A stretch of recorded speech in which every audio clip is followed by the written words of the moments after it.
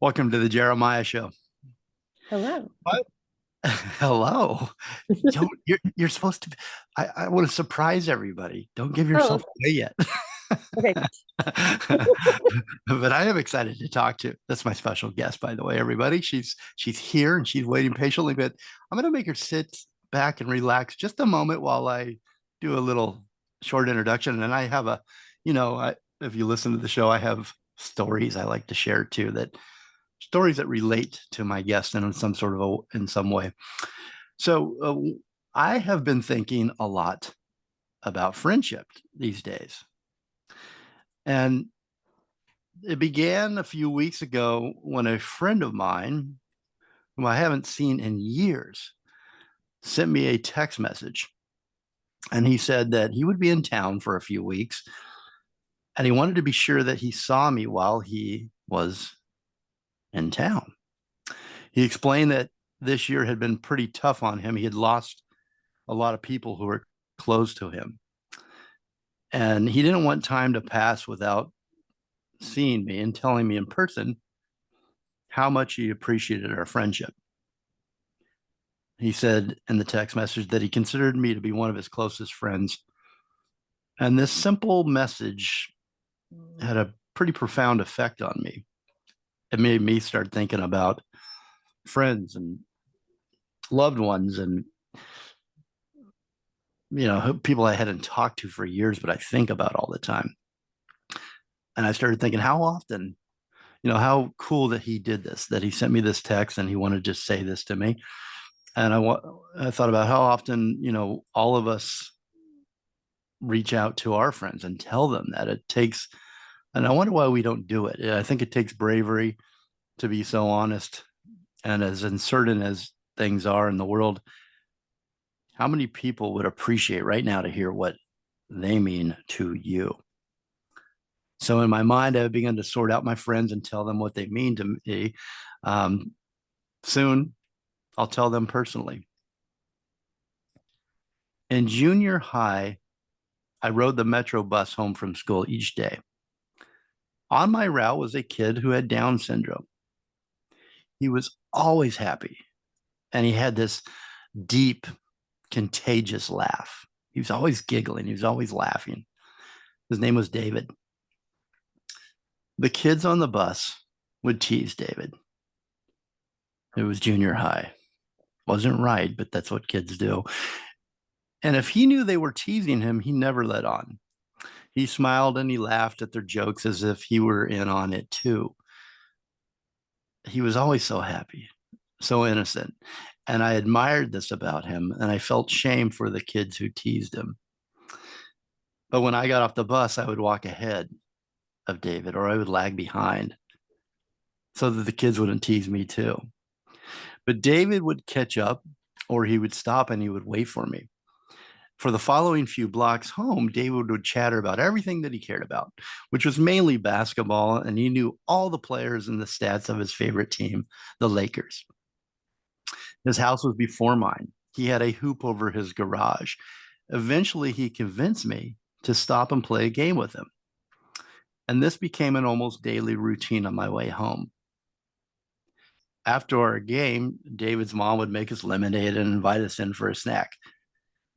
She was always bright and happy, just like her son. And she once told me, David doesn't get many visitors to play basketball with. At the end of the school year, my parents moved us to Idaho. And I remember the last day that I saw David. After a game, we sat down on the steps and I told him I would be moving away, that this would be our last game. And he clutched the basketball and didn't seem like he comprehended. He just stared at his shoes. It was the first time he wasn't smiling at me. And I've lost touch over the years with David and so many of my friends.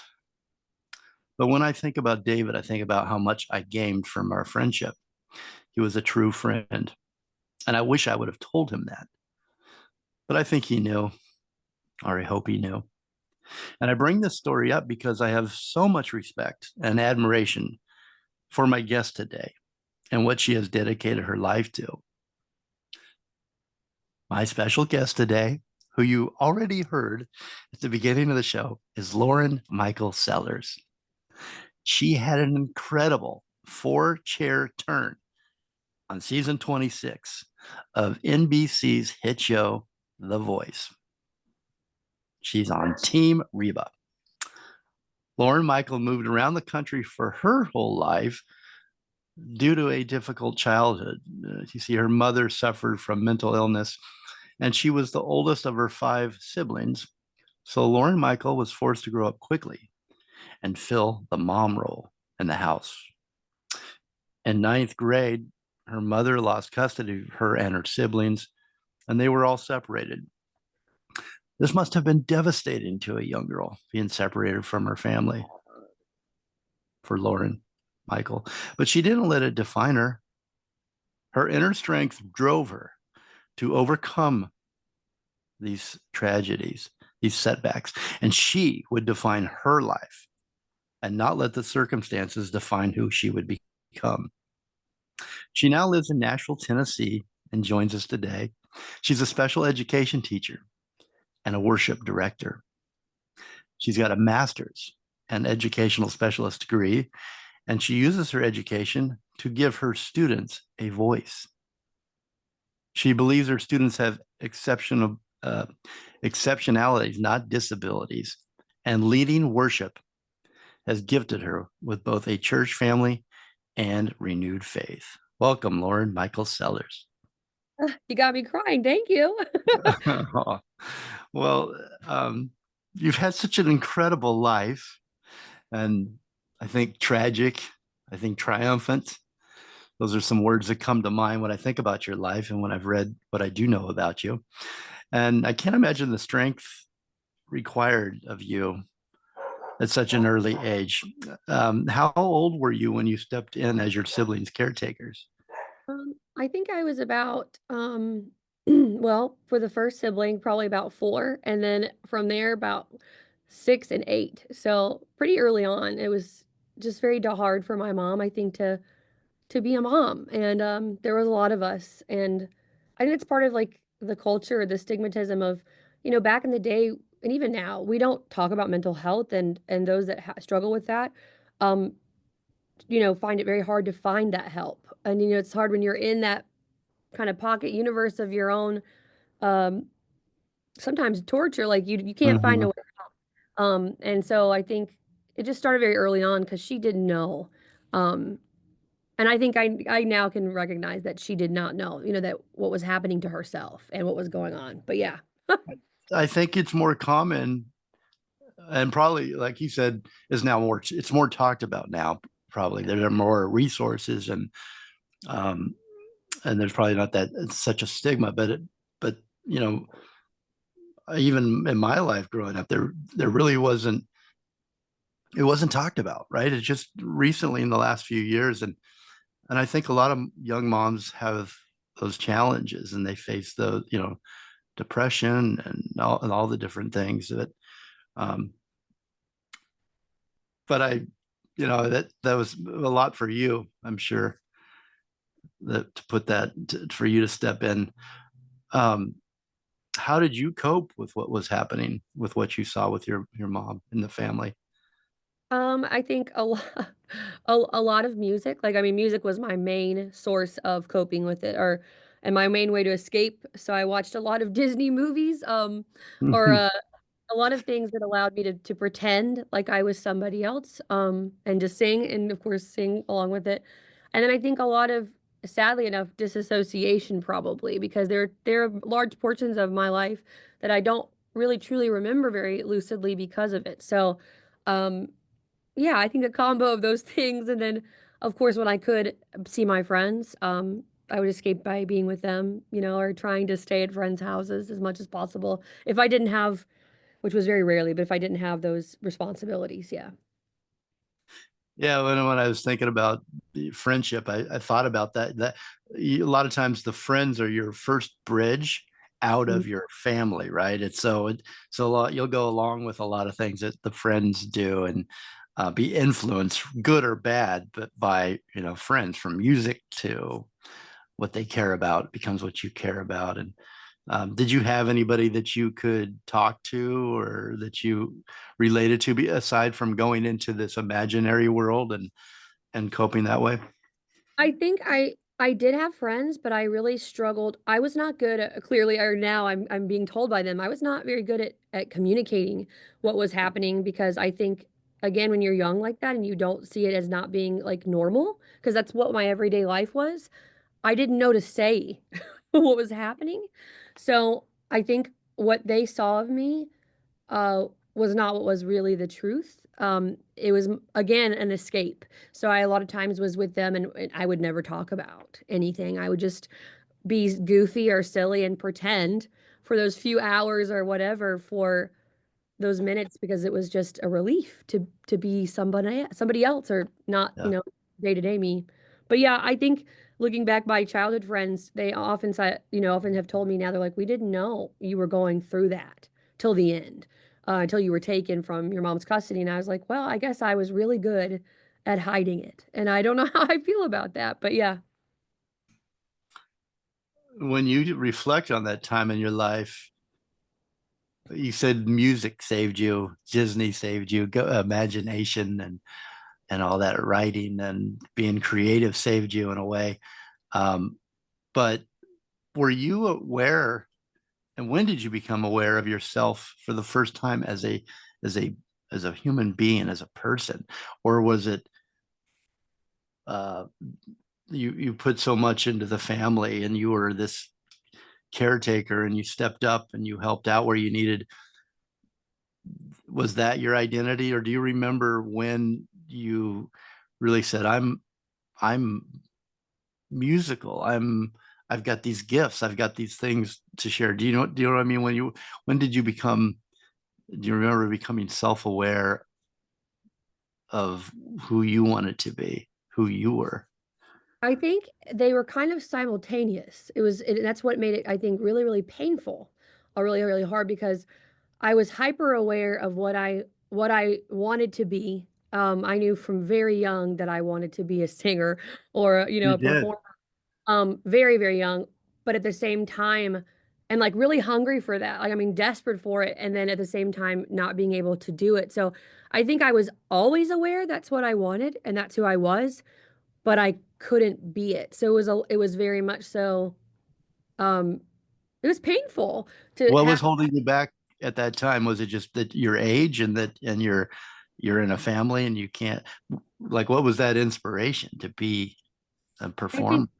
I think it was like feeling held back, and like I will say my mom, she did try when she was having good moments during my life, is she really did support me. Like she really was encouraging of those gifts, but it was just so inconsistent. It was hard to know when that would stay or when it would go. And I don't know. For me, I think I don't know that I've ever known anything else that I ever wanted to be but this. So I think it's just been a long time getting here, because of the life Would you things. have cut out anything in between though? Or has, for you getting here now, where you're at right now, where you're achieving this success and being recognized and such a beautiful performer, um, would you have cut any? Do you think when you look back, is it better when you look back and say, I couldn't have lost any of that, or maybe I would have lost how I got here, or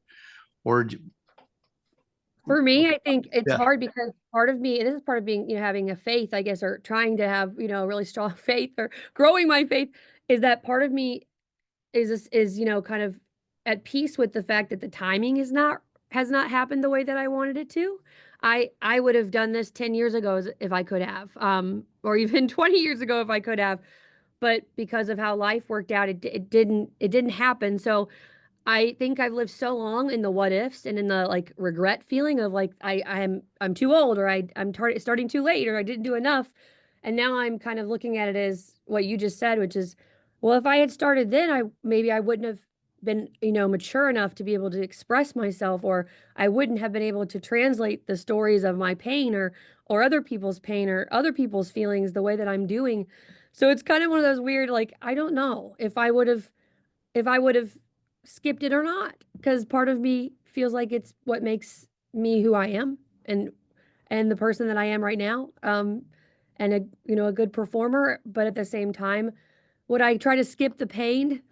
Maybe. I don't know, it's hard. That's a conversation I'm gonna have to have with God one day Uh, and be like, "Hey, like, what would you do?"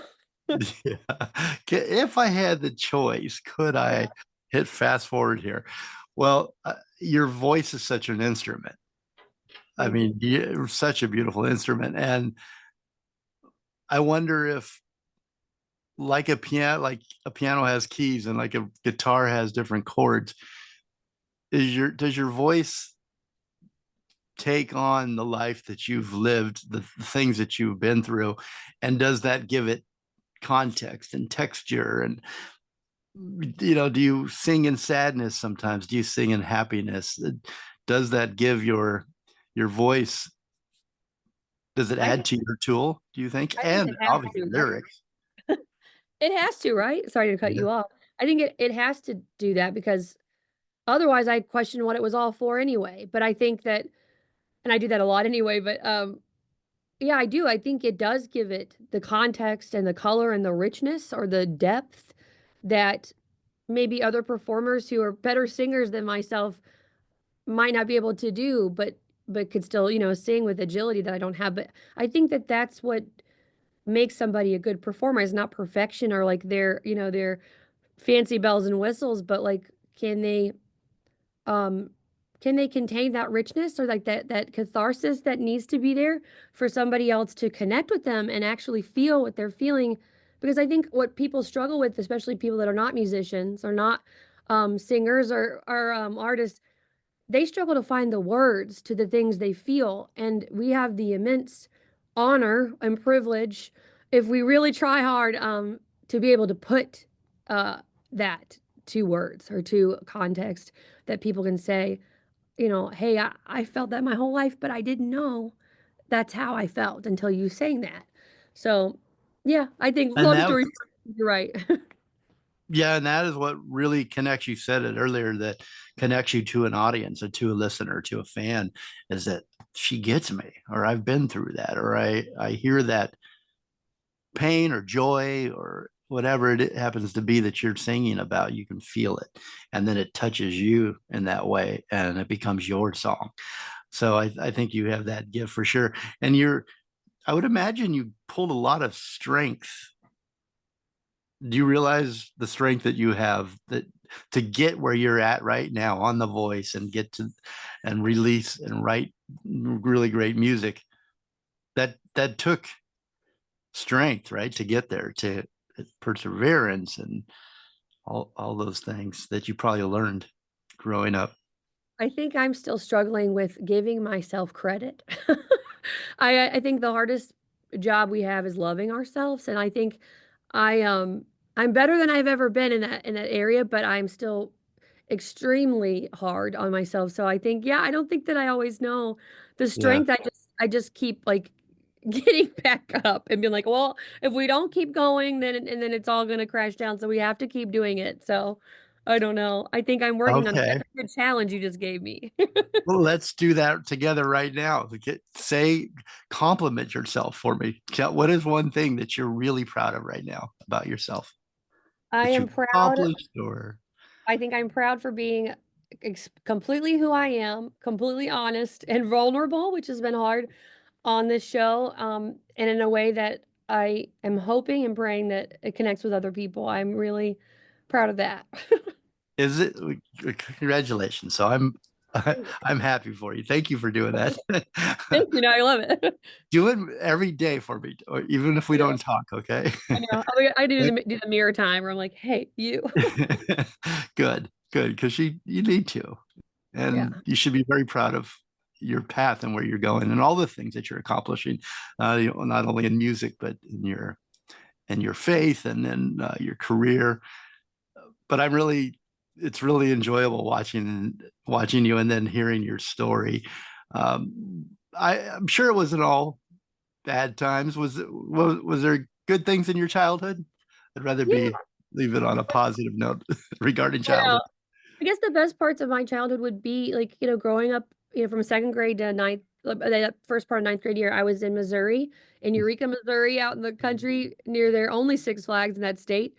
And I will say I did love living out there and meeting some incredible friends who I still talk to this day, who have been in my corner for as long as I can remember. So, yes, I think out Are of you good at keeping track of them and telling them that I you wasn't appreciate? for I try. So I wasn't for a long time because I was just so, I think, wounded or just healing, and these last few years has been a lot better. I feel like I've come out of my cave or my, seclusion, and I've started to really try to be an intentional person about saying like, "Hey, I love you. Thank you for being my friend. Thank you for loving me even when I don't love myself."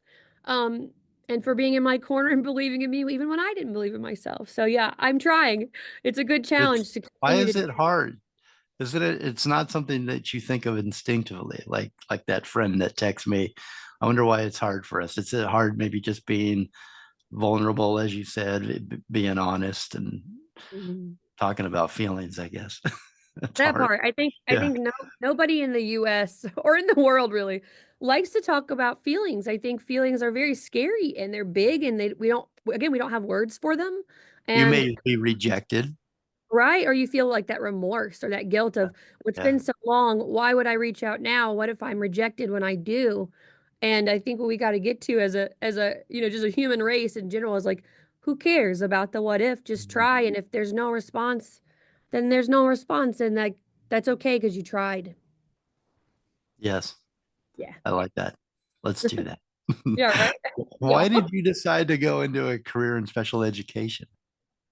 So for me, I was always, without again really realizing it till I think I got older, I was one of those kids. Like I have severe ADHD. I have anxiety and I have depression and I've struggled with like being in and out of the gifted program, but also being horrible at mathematics or like mathematics as so as we speak or teach it. But I think for me, I related to those children too because those are the kids that like me growing up. But sometimes in a more severe way, needed people to advocate for them, to love them and protect them even when they didn't know, and to, like you said, build a voice for them or help them find their voice so that they would have some power in their life or feel that they could live a life that was positive and not just be, I don't know, just discarded or rejected or like we said or just ignored.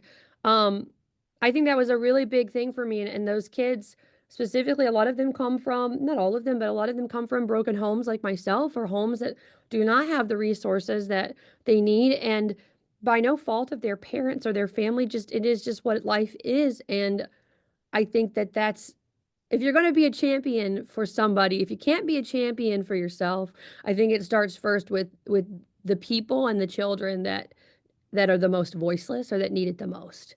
So that was really a big deal for me, and then later on when I reconnected with my family, I found out my youngest brother, is on the spectrum himself, and so it was kind of one of those full circle moments of, okay, like I am doing something good, and it's something that as much as it is, selfish because I'm filled, my cup is filled, it's also selfless, it's service, to somebody other than myself, yeah. Hmm. What do you love most about your job? I think what I love the most is, like, 1, just the honestly, it's the day to day. It's like being with those kids and, like, sitting there one-on-one, like, just working on a like, a concept or a skill or goal, and it's in those little moments where you you learn about their personalities, and they're just precious and beautiful, and they make you laugh, and I think I just you just fall in love. You fall in love with these with these kids and these their identities, and you watch them grow Yeah, into these beautiful people, like and I think that's such a gift to be able to witness that growth, and then yeah, also to be there when that growth is hard or when that growth is scary, and to be like, "Hey, I love you. It's okay. You can feel overwhelmed or you can feel scared. I'm scared too. I don't know what we're doing. Let's try something else." Or, "Hey, let's take a break." Um, I think for me that is the most gratifying thing is really truly the small moments, the little day to day, like just every moment, like yeah. spending time with them. I don't know. Oh, they're lucky they have you. Does your music come in to I the experience sometimes? Because I know sometimes. aren't there a lot of studies and things that say that music for autism and for other for learning is really really good for even us now. That music changes your brain and retrains you and helps. Do you? It would seem. Do you sing to them or do you Oh do? yes. Yeah. It was funny too. Like some friends that I teach, they love to they'll love to sing like along or like we'll sing together. They'll pick something and we'll sing. Sometimes or just listening to music while you work if you can. Sometimes we can't because there's so much to do.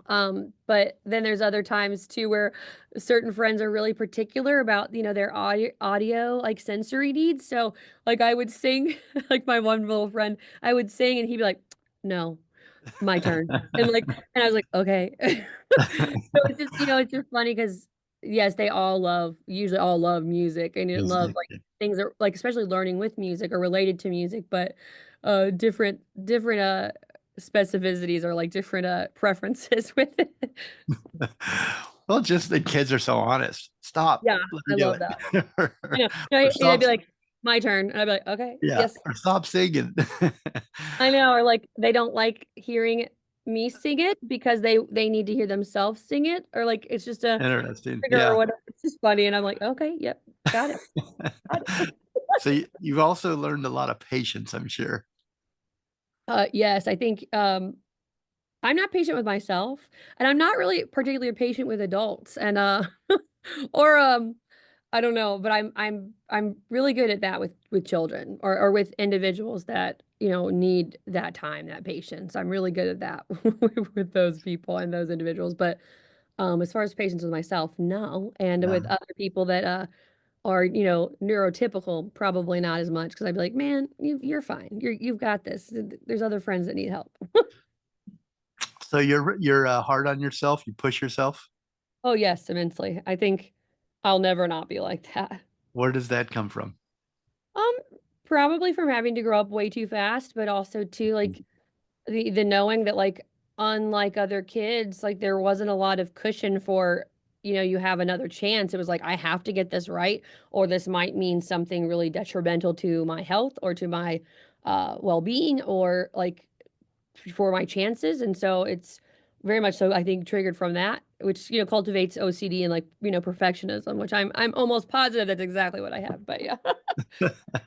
Well, I guess if you're going to have something, perfectionism isn't to strive for that is okay, although it's probably causes quite a bit of anxiety and some discomfort at sometimes. Well, I want to hear you had a teacher that affected you as well, that's saw you like you see your students and the kids that you work with, but this person saw you and saw something in you. And we're going to talk about that right after the break. Yeah. So don't go anywhere. My special guest today, Lauren Michael Sellers. She's on NBC's The Voice season 26. Excuse me. Yeah, season 26. It's on Mondays and Tuesdays, 8, 7 Central. Michael Bublé, Gwen Stefani, Reba McEntire, and Snoop Dogg search for the country's best singers. Again, Mondays and Tuesdays, 8, 7 Central. And you can see Lauren Michael Sellers on as well. You can find her on Instagram, Lauren Michael Sellers, on TikTok, Laura Michael Sellers, and on X at Lauren underscore Michael X, it looks like, if I've got that right. We're playing Lauren Michael's music throughout the show. And I'm going to send you in the podcast. Check it out. You can go to her Spotify and follow her and stream her music. We're playing a new single at the very end of the show here, at least new on our show. Hold On to Me. And if you saw that performance on The Voice, it was amazing. Okay, we'll be right back with more Lauren Michael Sellers. Don't go anywhere.